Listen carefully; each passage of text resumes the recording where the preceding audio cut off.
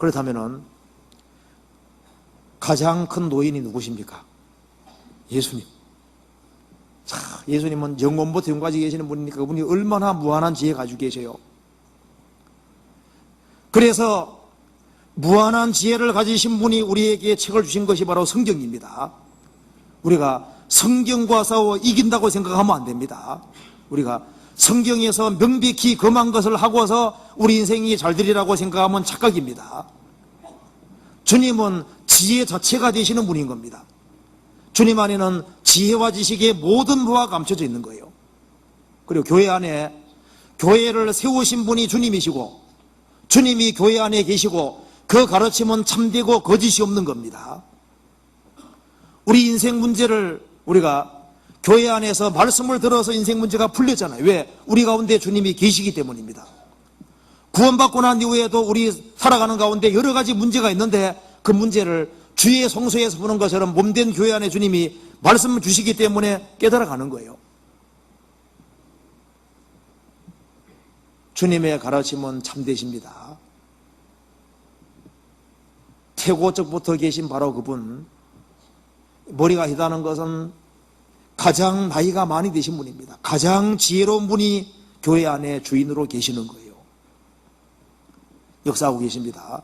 그렇기 때문에 그 주님의 지혜를 얻어야 되고, 그리고 주님 말씀을 잘 귀담아 듣고 주의 가르침 안에 사는 것이 그 지혜인 겁니다. 그리고 머리털이 기다고 하는 것도 한번 봅시다. 여기에 다시 봅시다. 여기에 요한계시록 1장 다시 한번 봅시다. 다시 보시면은 여기에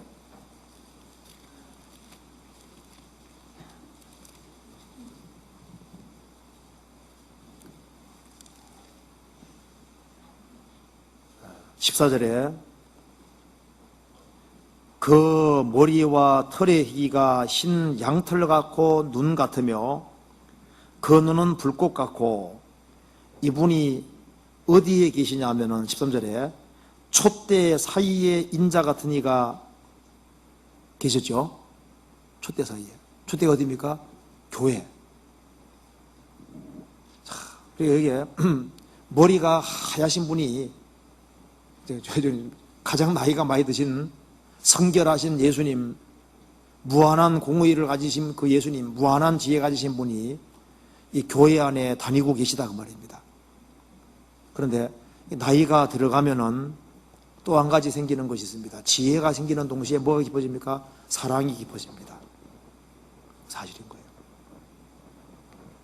거예요. 그래서요, 이 나이 드신 그 노인분들이 손자, 손녀 사랑하는 것이 이제 나이 들어가면 이해가 됩니다.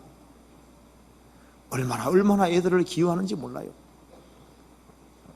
자, 나이가 들어갈수록 사랑이 깊어진다면은 주님은 무한살입니다. 주님은 무슨 사랑 가지고 계실까요? 무한한 사랑 가지고 계십니다. 그 무한한 사랑 가지신 분이 세상에 오셔서 영원한 사랑, 무한한 사랑, 무소부전적인 사랑을 가지고 계셨기 때문에 우리를 대신에 죽어주신 거예요. 근데 우리를 정말 무한히 사랑하시는 그분이 어디 거합니까? 교회 안에 거하고 있습니다. 교회 안에. 우리 안에 무한한 사랑 가지신 분이 우리 가운데 계십니다. 여기에 구원받은 한 사람 한 사람을 정말 사랑하시는 분이 계시는 거예요. 죽기까지 사랑하신 분이 계십니다. 우리를 얼마나 깊이 사랑하는지 모릅니다. 이 아버지, 어머니는 자식을 아주 사랑할 때 깊이 사랑하잖아요.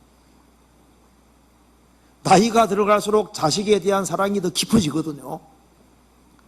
우리는 하나님의 자녀가 되었습니다. 하나님의 자녀가 된 사람을 주님께서 한 사람 한 사람을 얼마나 깊이 사랑하실까요? 우리를 너무나도 깊이 사랑하시는 분이 계십니다. 그리고 주님이 계신 그 세계는 사랑으로 충만한 세계입니다. 그래서 이 모든 것의 주관자 되시는 무한한 사랑 가지신 분이 우리 가운데 계시기 때문에 우리는 주님을 더 생각하고 주님을 더 바라봐야 됩니다. 우리의 눈이 주님에게서 떨어지지 않도록 조심해야 됩니다. 사울이 왜 인생에서 내리막길을 걸어간 줄 아시죠? 사울의 죽인 자는 천천히요 다윗의 죽인 자는 만만이라, 그 말 듣고 기분 나빠진 겁니다. 그때부터 누구 봤습니까? 다윗을 주목해 봤다고 되어 있잖아요. 다윗 주목해 봤습니다. 그때부터 시기를 두해하고 그때부터 인생 내리막길을 걷는 거예요. 그가 비교하는 감정을 갖지 아니하고 주님 앞에 자기가 해야 될 것만 하고 주님만 바라보고 살았다면 사울 인생은 달라졌을 거 아니에요. 사울은 눈이 주님께로 향했다가 눈이 내려가서 자기보다 저 잘 나가는 사람을 바라보고 그리고 비교하는 감정을 갖고 그 사람을 쳐다봄으로써 그렇게 해서 인생이 내리막길을 걷게 되는 겁니다. 우리의 눈이 주님을 바라보는 곳에서 내려가지 않도록 조심해야 됩니다. 우리 가운데 우리보다 더 복음 잘 전하는 사람이 있으면 잘 전할 수 있도록 도와주고, 그럼 같이 상을 받도록 되어 있습니다. 같이. 우리는 지체의 각 부분이기 때문에 우리 가운데 누가 하나가 전도 잘하면 같이 기뻐하는 거예요. 누가 넘어지면 같이 슬퍼하고, 왜 지체이기 때문에 그런 겁니다. 우리를 사랑하시는 주님이 우리 가운데 계십니다. 자, 그래서 오늘 5가지 생각해 봤습니다. 그래서 먼저 우리는요, 이 머리를 통해서 내가 얼마나 큰 죄를, 많은 죄에 사함받은 생각해 봐야 됩니다. 머리털보다 더 많던 내 죄를 정말 사해 주신 주님에 대해서 우리 중심에서 정말 감사해야 될 겁니다. 또 한 가지는 내가 머리털 하나도 해공개 못한다는 걸 통해서 내가 정말 얼마나 무능력한 사람인지를 깨닫고 주님께 의지하는 것을 계속 배워야 됩니다. 그리고 신앙의 연주가 들어가면서 머리털이 들어질수록 어떻게 해야 됩니까? 신앙이 성장하는 모습이 있어야 되거든요. 그래서 빨리 신앙이 회복되어야 됩니다.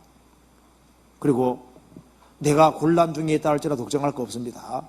주님은 우리 머리털까지 다 세시고 우리에게 지극히 관심 가지신 분이 계시고, 그분은 관심만 가지신 것이 아니라 우리에게 도움을 주고 계십니다. 우리 가운데 계신 그 주님은 머리털의 희가 흰 양털 같고 눈 같다고 했습니다. 그래서 우리가 잊지 말아야 됩니다. 주님이 얼마나 높으신 분인지를 잊지 말아야 됩니다. 이 우주에서 가장 높으신 분이 주님이라는 걸 잊지 말아야 됩니다. 그리고 우리가 그분 앞에 순종하고 복종의 길을 걸어가는 것이 당연한 거예요.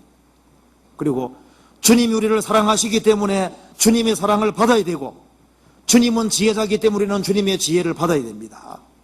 그리고 주님의 지혜를 가지고 인생을 살아가고, 주님 사랑 가지고 인생을 살아가고, 그리고 주님 앞에 무릎 꿇고 산다면은 그 사람 인생은 영광스럽게 될 겁니다. 오늘 머리털에 대해서 같이 한번 생각해 봤습니다.